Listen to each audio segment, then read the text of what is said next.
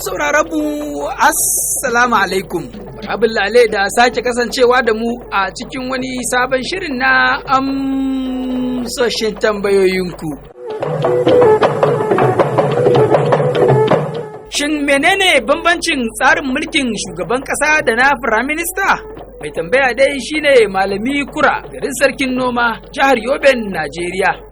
To idan mai tambayar da masauran masu sha'awar ji na tare da mu, to ga dai kashin farko na amsar wadda wakilinmu a jihar Adamawan Najeriya, wato Muhammad Salisu Lado ya samo muku daga Dr. Mahadi Abba, malami a Jami'ar Modibo Adama da ke birnin Yola a jihar Adamawa, Najeriya, wanda ya ce, wato prime minister da kuma shugaban kasa duka dai shugabanni ne, dukkan su biyu shugabanni ne. Inda tsarin mulki ya tanadar za a kira wannan prime minister sai a kira shi prime minister, inda tsarin mulki ya tanadar a kira wannan shugaban kasa kuma a kira shi shugaban kasa. Sai dai babban bambanci tsakanin su guda biyu, shi gwamnatin shugaban kasa ana kira da shugaban kasa mai cikakken iko, sa'annan prime minister kuma shugaban kasa ne amma yana da wa'ansu abubuwa watakila wancan shugaban kasan yake da shi bai da shi. To, dakta, kamar menene shugaban kasa yake da shi wanda prime minister bai da shi, kuma menene prime minister yake da shi wanda shugaban kasa bai da shi? Misali, alal misali, zaben shugaban kasa ana zabe ne na gama gari wanda kasar gaba ɗaya za ta zabe shi a matsayin shugaban kasa. Sa'annan shi prime minister kuma a tsarin mulki na England wanda mu muka taɓa yi, ba zaben gama gari ake masa ba, ana zaben sa ne a matsayin prime minister lokacin da ya ci zaɓe a mazaɓarsa na gundumar da ya fita, wato daga cikin 'yan majalisu a nan ake zaɓen prime minister. Misali, in an yi zaɓen senatoci a Najeriya, in sun je Abuja sai su zaɓi ɗaya daga cikin su ya zama prime minister. Wannan shine ake kiran prime minister. To amma yadda shi matambayi zai gane, bari in fara fassara masa yadda Najeriya ta gudanar zaɓen prime minister. Wannan tsarin mulki na iri na prime minister Najeriya ta taɓa yi shekaru da dama da suka wuce. Sa'annan daga baya ne muka dawo tsarin mulki da muke amfani da yanzu, wanda shugaban kasa yake da cikakken iko wanda ake zaben sa a duk mazafa a Najeriya. Na farko, Najeriya ta samu yancin kai a 1960. A wannan tsarin mulki da ita England ta shimfiɗa mana ne irin tsarin mulkin nasu gaba daya. Prime minister, zaben prime minister lokacin aka yi tsarin mulki, wato da turanci yake kiran parliamentary system of government. Don haka da aka samu yancin kai a 1960, wannan tsarin muka fara. An yi zaɓe na shugabannin majalisu na Najeriya gaba da suka haɗu a Lagos. A wancan lokacin Lagos ne headquarter Najeriya. Da suka haɗu a Lagos, daga cikin 'yan majalisu wanda jam'iyyar su ta firin jayi, dama haka tsarin mulkin ya tanadar, wanda jam'iyyar su ta firin jayi, daga cikin su ne za a zaɓa prime minister, daga cikin su ne za a zaɓa shugaban ƙasa. Amma wancan tsarin mulki shugaban ƙasa a wannan wuri, shugaban ƙasa ne kawai na ceremonial president, wato na buki sunansa, bai da cikakken iko a wancan tsari. Don haka da aka yi zaɓe a mazaɓu a jihohi a cikin Najeriya, wato Northern Najeriya da Eastern Najeriya da kuma Western Najeriya suka haɗu a Lagos, babu jam'iyya guda ɗaya wanda take da ƙarfin ikon da za ta zaɓi prime minister ita kaɗai. Domin sai mutum yana da ƙarfin ikon da zai zaɓi prime minister shi kaɗai, wannan party za ta zaɓa. Don haka suna buƙatan alliance, abin da ake cewa su yi auren juna. Da aka yi alliance, an yi alliance tsakanin party guda biyu ne, NPC daga arewa, wato Northern People Congress, tare da NCNC, wato National Council of Nigerian Citizens daga can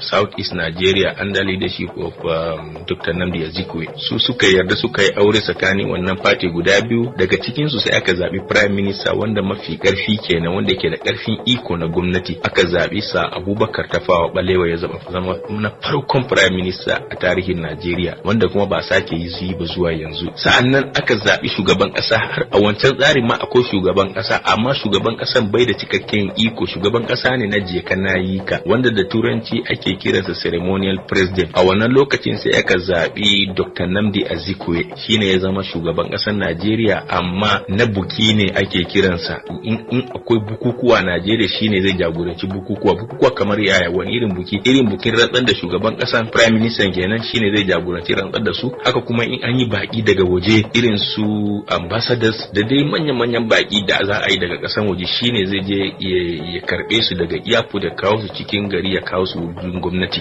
Shine ayyukansa na shugaban kasa a wancan lokacin Dr. Nnamdi Azikiwe a tsarin mulkin prime minister kenan wanda ake kiran parliamentary system of government. To Dokta, da aka yi wannan hadakar kuma aka yi wannan shugabanci na prime minister da kuma na shi shugaban kasa na biki, wato kamar yadda ka bazayyana, yaya kuma lamarin ya gudana? An ci gaba da yin shi bisa tsari ko da an samu tasgaro daga baya? To da aka yi, mutane biyu din nan jam'iyyar su ta dauka su suka yi hadaka, wato marriage of alliance, suka yi hadaka, sai ɗaya ya ɗauki prime minister, ɗaya kuma aka ba shugaban kasa. Sauran mutum ɗaya in za ku iya tunawa akwai AG shi kuma karkashin Chief Awolowo. To Dokta, shi ma Chief Awolowo yana cikin waɗanda suke gudanar da mulki na prime minister da kuma shi shugaban kasa na bikin kenan, ko dai? Shi bai hada gwamnati da su ba, don haka shi ya zama shine babban dan adawa a gwamnatin Najeriya a tsarin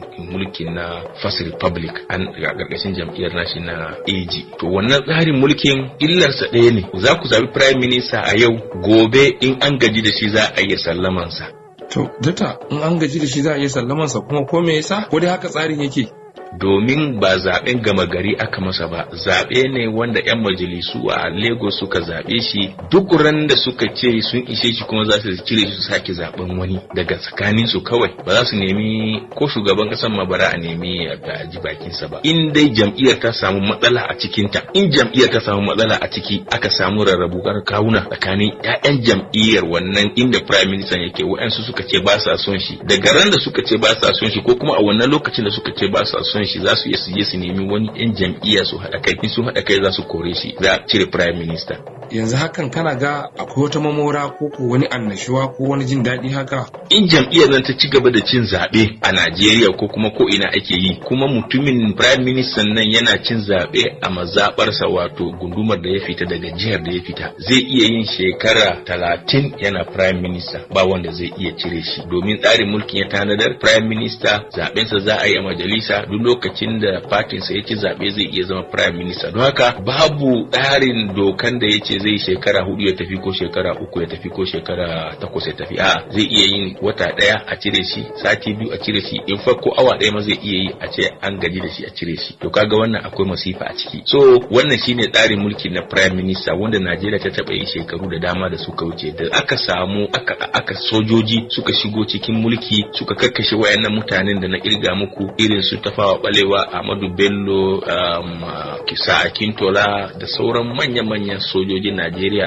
a January 1966. Najeriya ta koma karkashin sojoji na shekaru da dama. To Dokta, yaushe ne kuma Najeriya ta sake dawa kan mulkin demokuraɗiyya na zaben shugaban ƙasa na gama gari wanda yanzu haka Najeriya ke kanta? A shekarar 1979 lokacin da Najeriya ta sake koma karkashin mulkin demokuraɗiyya, to a wannan lokacin sojoji suka je suka aro gwamnatin irin na America suka kawo a Najeriya, wato presidential system of government. Wannan tsarin mulkin shi kuma ya tanadar da shugaban kasa mai cikakken iko, wanda shi kadai yake da iko na governance na Najeriya gaba daya. Kuma a nan shi shugaban kasa zaben sa ake yi na gama gari gaba daya, wato gama gari in the sense that in za a yi zaben shugaban kasa, duk mazabu a Najeriya da muke da su sai an je an kada kuri'a na shugaban kasa a wurin, wanda kowane jam'iyya ya ci, to wannan shugaban kasan da ya ci zaɓe a wannan tsarin mulkin, shi tsarin mulki tare zai shekara 4 ne, ba wanda zai cire shi da sauki. Yanzu Dokta, shi shugaban ƙasa mai cikakken iko yanzu a Najeriya, idan aka riga aka yi zaɓe aka koka da ƙuri'u jam'iyyarsa ta ci ya ɗare kan karagar mulki, babu wata hanya da za a bi a cire shi kenan? Akwai hanyar cire shi, amma yana da wahala. Ba a taɓa yi a Najeriya ba a taɓa yi a ƙasashe da dama a duniya ba. In an zaɓe shi yana da ƙarfin ikon shekara 4, bayan shekara 4 kuma yana da ƙarfi ya sake neman wannan tafiyar a tsarin mulkin namu na Najeriya yanzu, ya sake yi na shekara 8. In yayi shekara 8 ya gama, to tsarin mulki ta kuma ko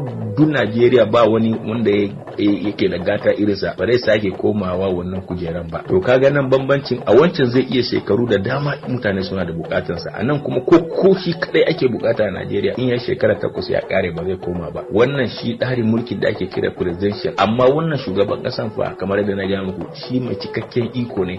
To dakta, shi shugaban kasa mai cikakken iko da ake tabbatu a kai, yaya bambancin ayyukansu yake da wancan shugaban kasa na biki da kuma prime minister? Akwai bambancin ayyukan ne? Akwai abin da aka saba aka canja, ko dai a'a abin yana nan kan yadda waɗancan suka ɗora a baya? Duk ayyukan da ka sani wanda ake yi a wancan tsari na prime minister da muke da shi da kuma shugaban kasa a wancan wuri, to duk tsare-tsaren an kawo an jibga ma shi shugaban kasa mai cikakken iko anan. Shi ne shugaban kasa, shi ne mai tare baki, shi ne mai karɓan baki, shi ne mai ceremony, shi ne duk abin da kake bukata a matsayinsa na shugaban kasa shi yake wa 'yan Najeriya da kuma kasashen da suke irin wannan tafiya. Najeriya ta are wannan tsarin mulkin ne daga America a 1979 suka ɗauko shi suka kawo anan, shi muke yi daga wancan lokacin har zuwa yau. Tsarin mulkin da Najeriya take amfani da shi kenan. A wannan tafiyar shi shugaban kasa kamar yadda na gaya muku yana da karfin iko na shekara 4 zuwa 8 in Allah ya sanya da rabo. Cire shi a matsayin shugaban kasa yana da wahala. Akwai tsarin da aka yi na cire shi, wato za a iya a kai impeachment a National Assembly.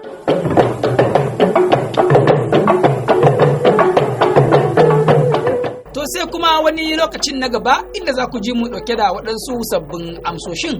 Yanzu kuwa madadin masanin namu wato Dr. Muhadi Abba, malami a jami'ar Modibo Adama da ke birnin Yola a jihar Adamawa da ke tarayyar Najeriya, da ma wakilin mu a shiyar Adamawan da Taraba wato Muhammad Salisu Garba, Sa'id Aminu Sa'id, da na gabatar da shirin amsoshin naku na wannan lokaci, ke fatan a ci gaba da kasancewa da kafar Tambaya rediyo. Matambayi baya ɓata.